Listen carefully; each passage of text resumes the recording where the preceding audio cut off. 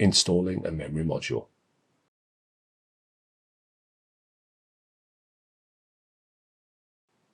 Locate the required memory module slot on the system board. Open the retaining clips at each end of the memory module slot.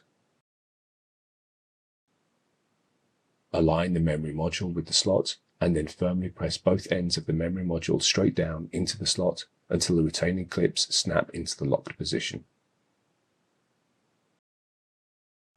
Make sure that all the required cables are routed and connected correctly, and then reinstall the top cover.